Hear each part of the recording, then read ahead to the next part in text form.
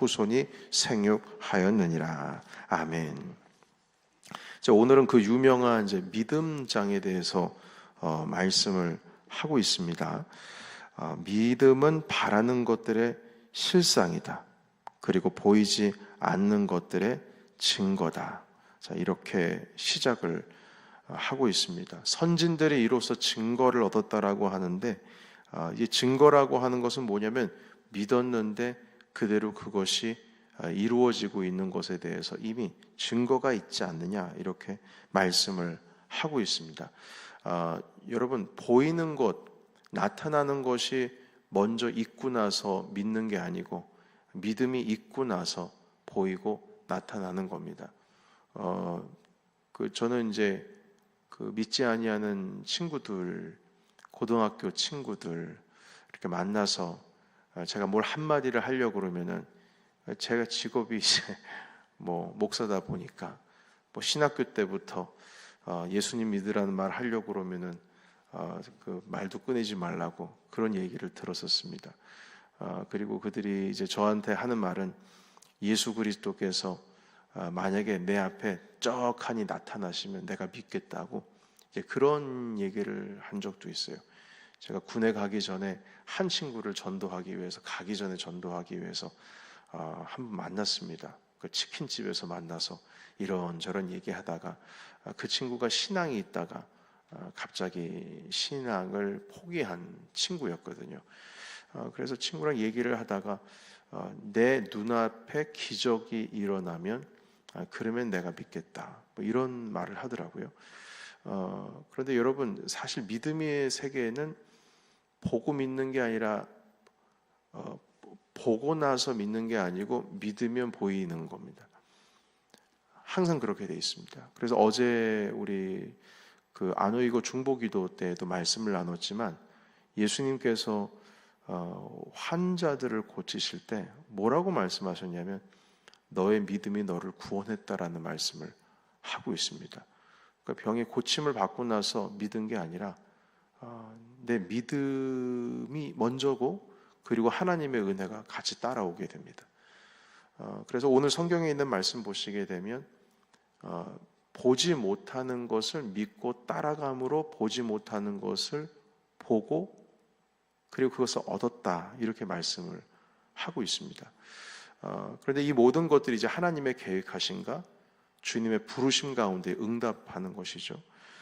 그리고 또 한 가지는 무엇이냐면, 이제 오늘 주신 말씀들을 보시게 되면 믿음이라고 하는 것이 결국에는 이제 하나님을 기쁘시게 하는 일이다라는 것을 말씀을 하고 있습니다. 여러분, 6절에 있는 말씀 잠깐 보시겠습니까? 6절 다 같이, 자, 시작. 믿음이 없이는 하나님을 기쁘시게 하지 못하나니 하나님께 나아가는 자는 반드시 그가 계신 것과 또한 그가 자기를 찾는 자들에게 상 주시는 이심을 믿어야 할지니라.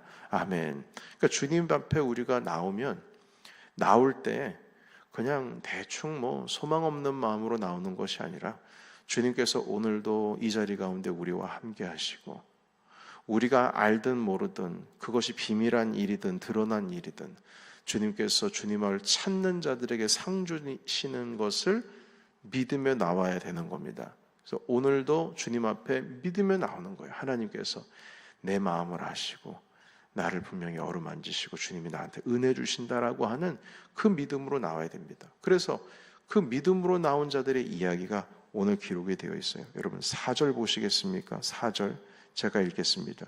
믿음으로 아벨은 가인보다 더 나은 제사를 하나님께 드렸다, 이렇게 말씀하고 있습니다. 아벨은 가인보다 더 나은 제사를 드렸다. 여러분, 우리는 이제 가인은 뭐 하는 사람이었습니까? 이제 농사 짓는 사람이었고, 아벨은 양 치는 사람이었지 않습니까?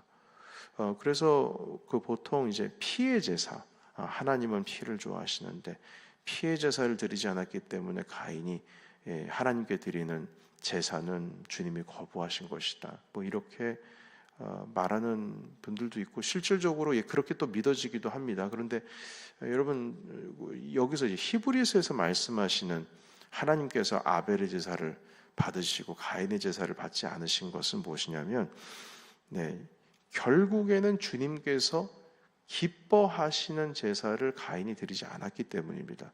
그런데 여기서 말씀하시는 그 기뻐하시는 제사가 뭐냐? 그것은 뭐냐면 믿음으로 드리는 제사입니다. 여러분, 그래서 믿음으로 아벨은 가인보다 더 나은 제사를 드렸다고 하시면서 5절의 말씀을 보십시오. 5절. 믿음으로 에녹은, 지금 에녹 이야기를 하잖아요. 에녹 이야기를 하는데 에녹의 그 끝을 보시게 되면 이렇게 되세요. 죽음을 보지 않고 옮겨졌으니, 에녹은 죽지 않고 하나님과 동행하며 하나님 나라에 간 사람이죠. 하나님의 그를 옮겨심으로 다시 보이지 아니하셨느라. 그는 옮겨지기 전에 하나님을 뭐하는 자라? 기뻐하시는 자라. 기뻐하시는 자라. 기쁘시게 하는 자라 하는 증거를 받았느니라. 왜 하나님께서 에녹을 기뻐하실까요? 그 이유는 바로 에녹의 믿음 때문입니다. 에녹의 믿음 때문이에요. 그래서 이 믿음이 주님을 기쁘시게 한다는 겁니다. 그래서 아벨도 하나님께서 기쁘시게 하는 제사를 드렸어요. 뭐 때문에요?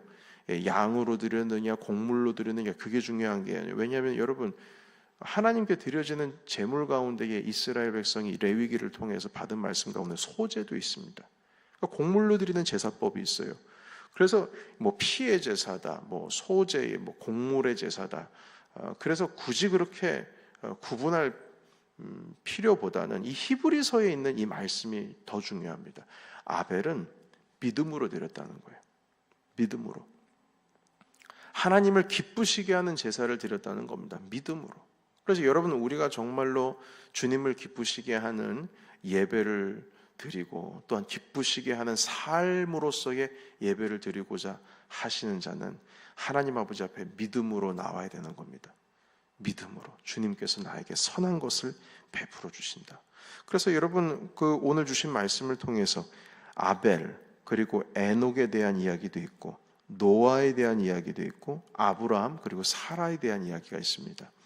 이 모든 분들이 다 믿음의 삶을 살았다는 것을 보여주고 계십니다. 그 실질적으로 아브라함도 보지 못하는 것을 또한 믿음으로 순종해서 나갔고, 사라도 처음에는 웃었지만 결국 주님께서 나에게 약속을 이루어 주시는구나 믿음으로 하나님께서는 사라를 통해서 자손이 이스라엘 가운데 퍼지게 해주셨습니다. 그래서 하나님을 기쁘시게 하는 것은 무조건 믿음이다. 찬송도 믿음으로 하고 우리가 살아가는 것도 믿음으로 나아가고, 여러분, 그래서 어제 우리 함께 말씀 나눌 때에 믿음이라고 하는 것은 뭐라고 했습니까? 첫 번째, 믿음을 조금 더 쪼개가지고 나눠보면 첫 번째는 소망이 있는 것이 믿음이다.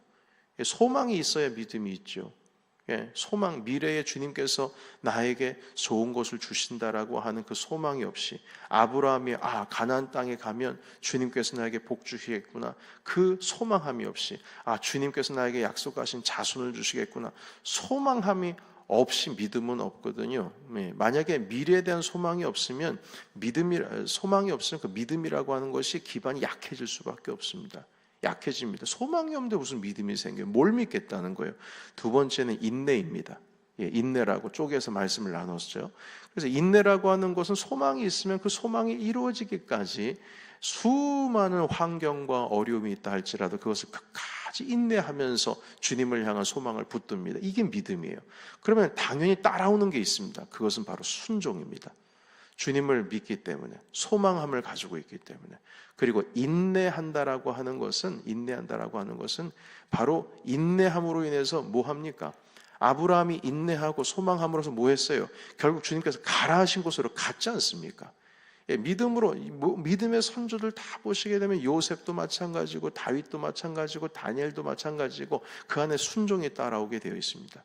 그래서 이 믿음이라고 하는 것을 쪼개면 소망이 충만하다, 인내가 충만하다, 순종이 충만하다, 그렇게 말할 수가 있어요. 그리고 오늘 이 말씀을 보시게 되면 믿음의 사람들의 공통된 특징이 있습니다. 그것은 하나님을 기쁘시게 한 삶이라고도 하고 있지만 하나님과 동행한 사람들입니다. 여러분, 사실 에녹이라고 하시는 이분도 성경, 이제 구약 성경에 보시게 되면 하나님과 동행했다라고 하는 표현이 있고요. 그래서 의인이 된 겁니다. 그리고 노아도 당대에 이런 의인이 없었다라고 하면서 하나님과 동행했다라는 표현이 있어요. 그리고 아브라함의 경우에도 여러분 보시게 되면 주님께서 가라고 하신 곳으로 갔지 않습니까? 가나안 땅으로. 그 친척 아비집을 떠나서 몇십 년 동안 살았던 곳을 떠나가지고 미지의 세고로 간다는 것이 뭐 그렇게 쉽습니까? 요즘에는 뭐 이민 가는 게 비행기 타고 가고 뭐 외화 같은 경우에도 뭐 바뀌어지기도 하고 뭐 투자 이민이든 모든 이민이든 법적으로 갈 수 있는 것이 합법적으로 열릴 수 있는 길들이 많이 있었습니다만 그때 당시는 뭡니까? 그냥 자기 터전을 다 버리고 간다는 거 아니겠어요? 그것도 한참을 몇 날 며칠이 뭡니까? 몇십 일을 지나가지고 강도 떼들이 들어올 수도 있고 여행하는 가운데 수많은 어려움이 있는데 그곳으로 가서 아무것도 없는 자리 가운데에서 주변에 어떤 사람이 있는지도 어떤 사람이 살지도 모르고 가서 그곳에 거주해서 산다는 게 얼마나 이게 한마디로 뭐라 그럴까요? 무모한 짓이지 않겠습니까? 실질적으로 아브라함이 도착해서 보니까 기근이 들었지 않습니까? 기근이 들었을 때에 드는 생각이 뭐였을까요? 하나님께서 여기서 그럼에도 불구하고 나에게 복 주실 거야 라는 생각보다는 아이고 주님께서 가라는 곳으로 왔는데 이거 잘못 왔나 봐요. 이렇게 생각되는지 알겠어요? 도착을 했는데 복 주시겠다고 한 땅에서 기근이 들었으니 그래서 아브라함이 어떻게 합니까? 거기서 버티지를 못하고 남쪽으로 향하지 않습니까? 여러분 그 기간 동안에 결국 아브라함도 수차례 시행착오를 통해서 하나님과 동행해 나가는 것을 배우는 겁니다. 배우는 거예요. 처음에는 믿음으로 시작해서 오늘 주신 말씀은 믿음으로 가라 해서 갔던 삶을 살아가겠다라고 하는 말씀으로 끝나긴 하지만 그의 인생 전체를 보면 하나님과 동행하는 삶을 살고 있어요. 보세요. 에녹도 주님과 동행했죠. 노아도 주님과 동행했죠. 아브라함과 사라는 말할 것도 없죠. 그래서 오늘 주신 말씀의 마지막은 무엇이냐면 주님과 동행했다.